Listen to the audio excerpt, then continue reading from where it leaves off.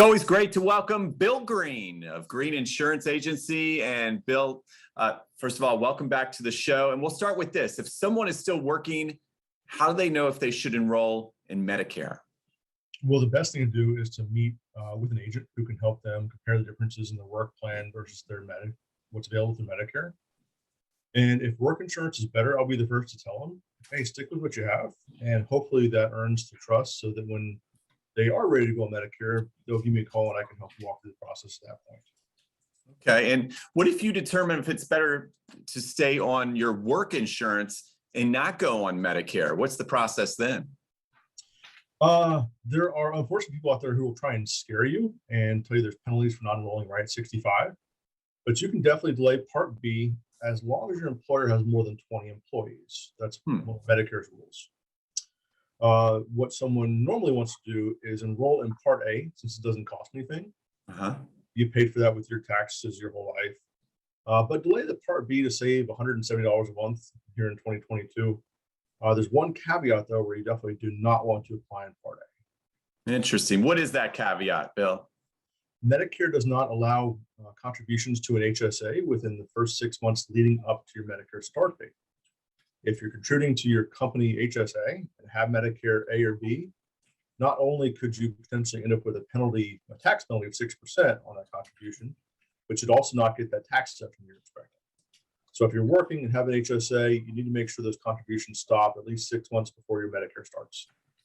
Whew, okay, that's a lot. Luckily, we have our expert here. So another reason why you need that professional expert when it comes to Medicare. Now, say they decide to go on Medicare, but are still working or not taking Social Security yet. What's the best way to apply for Medicare?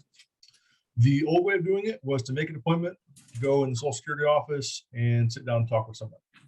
Thankfully, Social Security has gotten with the times in the past couple of years. They've gotten even better. That's one of the few good things that came out of COVID was making Social Security get up to date.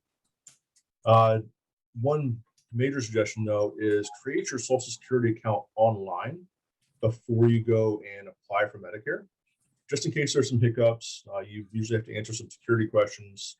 And if you don't get them right, you'll be locked out for 24 hours. So you don't want to try and create your account and apply for Medicare at the same time if you're getting help with it, because that can just slow down the process. And sometimes folks are a little intimidated by going online and doing that. So you'll be there to help them if they need help to do the Social Security.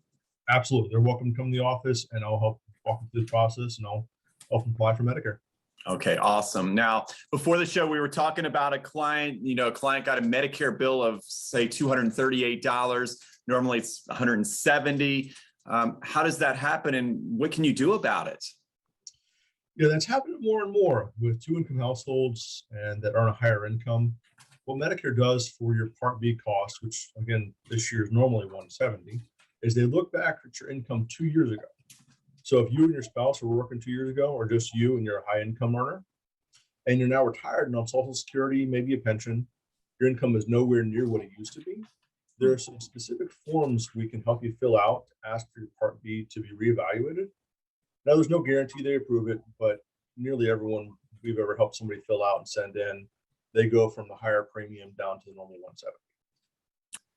Okay, thank you, Bill. Such valuable information as always. And speaking of valuable, you want to learn some more? I'm always learning from you.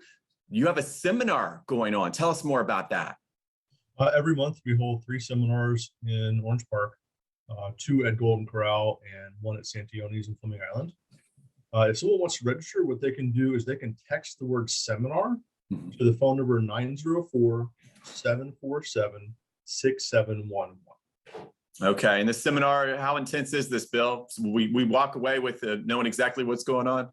You'll get a good idea of what's going on. And then usually we schedule a one-on-one appointment after that to help you with your particular situation. Very nice. All right. So thank you as always for being on our show. You're so informative and we'll see you soon. Absolutely. Thank you.